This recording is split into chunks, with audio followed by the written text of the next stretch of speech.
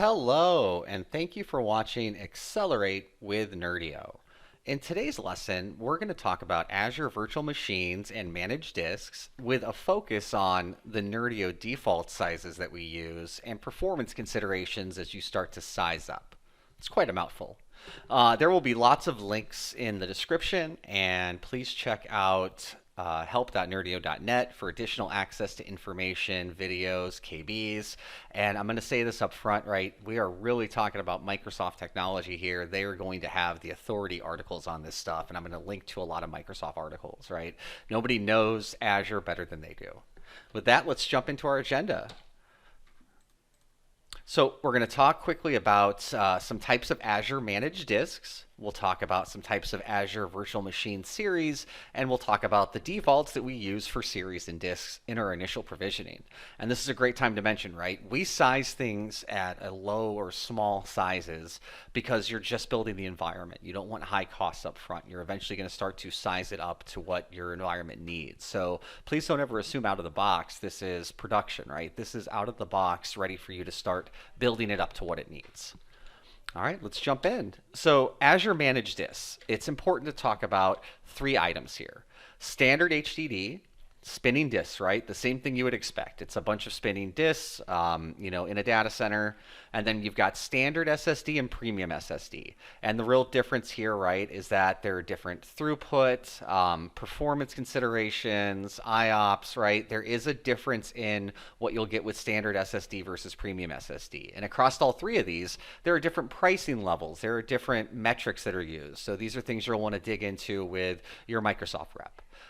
So again, standard HDD, spinning disk, it's going to be the slowest, least reliable disk type, and then you're going to move into standard SSD, which is a great general OS level disk type, and then premium SSD, which really increases the performance and the redundancy. And I use this as a quick example, right? With premium SSD as our disk type, there are different levels, right? And that tends to be relative to the size, but you're also going to notice that performance changes as it goes up. So really keep a consideration of, am I looking to increase size, or do I possibly need to increase my disk size because I'm looking to increase performance? So this is always really important to keep an eye on. So again, disk sizes as they increase tend to have better performance.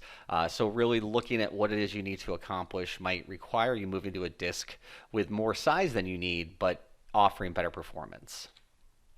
Now let's talk about virtual machines. There is a kind of complex naming convention here, and we'll see it in a moment as we look at series, but you're going to have a family. You might have a subfamily. You'll have a number of vCPUs, and then there'll be possible features, like if it's AMD, if it supports premium storage, and then there'll be a version type. So what does that look like? Well, here's a DSV4 series. So it's a D series. It supports premium storage, right? That was the S, and it's version 4. So then as we look at the SKUs, there's a 2, a 4, and 8 version of these, and that means this is the 2 core, this is the 4 core. So we've got that D series, we've got 2 cores, we support premium storage, and we're on version 4. And so this could be a D2SA or AS if it's an AMD versus an Intel. And we see right here, right, what are these series types? They're a Intel Platinum 8272. And if we jump to an E series, right, same thing. It's still that Xeon, but what we're looking at with E series is it's a larger memory ratio. So I'm going to jump back real quick. I should have mentioned this before, right? So we've got 2 CPU and 8 gigs of memory, and we'll notice that it doubles and doubles, right? So it's a 1-to-4 ratio. Every CPU gets 4 gigs of memory. With E series, every CPU gets 8 gigs of memory. So you're getting the same processor in most cases, but you're doubling your memory, and there is a slightly larger charge. It's not double the cost of the D series normally, but consider things like Chrome that are super memory aggressive or other memory aggressive apps. This is a great way to buy a similar processor, but double your amount of memory. Sometimes I see this at about 30% more than the D series. And again, right, really important stuff. This is right from Microsoft's webpage. Right? premium storage. It shows the type of processor and memory. It shows you throughput that you can actually achieve. How many disks, how many NICs. So we talked about disk throughput before. So as your disks increase, your throughput levels can change. Same with this series, right? As you guys go up in series type, you actually can achieve higher throughput. So again, when you look at these resources, it's not always about, do I need X amount of space or X amount of CPU? It might be that you need to fix a throughput bottleneck. Really important to keep that in mind. And so now let's talk about the Nerdio defaults. We have infrastructure, templates, and managed disk defaults that get delivered in the environment. If you're doing NFA enterprise, right, a full IT environment, you're going to have a domain controller. And look, that's a B series. We didn't really talk about it. B is burstable, so it actually runs under the expected speeds. It runs at about 40% of the max available processor as it banks credits. And then when it bursts or when it's under heavy load, it will actually run beyond that. So it's cheap, but it's meant to only run in small utilization cycles, right? So that's why we use it for domain controller. It gets hit maybe in the morning when people sign on and maybe in the afternoon when people sign off. So B series are interesting as a value, but these are horrible for desktops because those banked credits have to build up. It's going to run at a low speed until it can burst. It can only burst for a period of time, and as long as you have credits, if you deallocate or power it off, those credits can get wiped out. There's just a lot that won't provide an optimal experience at a desktop level here.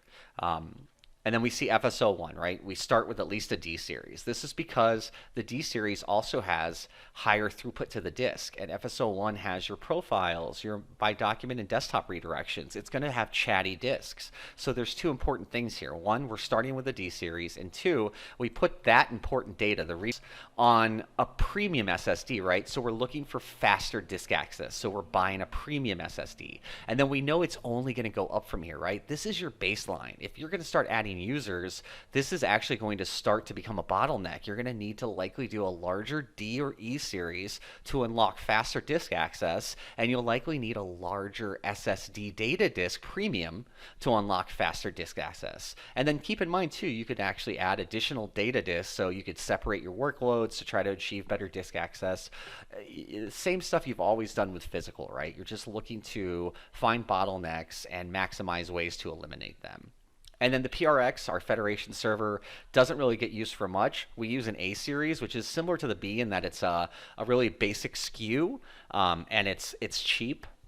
And it doesn't really perform well under heavy load. And so for the kind of utilization that the proxy and the DC get, this is a great entry-level processor. And I'll also point out, right, we normally turn off the proxy if we're not using federation. And because the disk always has to remain in Azure, right? Azure needs a disk to build the VM around. The disk will always stay in the environment until you delete it and the VM. So we use an HDD because it's the cheapest disk possible, and we're just going to have it powered off. So our carrying costs are much lower with an HDD. Again, only focus on this if you're turning a machine off, or HDD maybe if you're doing like a long-term archive of files that aren't heavily accessed, right? You don't have to worry about the performance, and that'll kind of pass the muster. Now, we have two templates as well, right? We've got the golden image, WVDSHOO. That is spun up with a 128 gig SSD standard OS disk and a D series. So again, kind of basic entry so you can start testing and building things on it. But then as you start to build real desktops, right, you're going to likely size these much larger. And Andy IT gets a desktop out of the gate that's going to be of that size. So again, if you jump on the Andy desktop and start testing, you might wonder why the performance isn't great. Well, it's a 2-core 4 gig memory process. I'm sorry, 2-core 8 gig of memory machine. It's not exactly high speed, so you'll want to consider those sizings. Same with the Pool A template that gets created, right? It's actually a B series because we want to limit your exposure to cost, and we assume you're going to go in and create things on the template before you start testing, right? You're going to add applications. So your first pool host and that first pool template is a B series. When you're ready to start testing, you absolutely want to size that up. So that's really the story here, right? Make sure you understand the capabilities of these disks and these VM series, and look for ways to eliminate bottleneck either by sizing up or maybe using series that provide additional memory alongside the CPU. As always, help.nerdio.net and the video description for further details, and definitely work with your Microsoft reps to better understand this product. Thank you very much.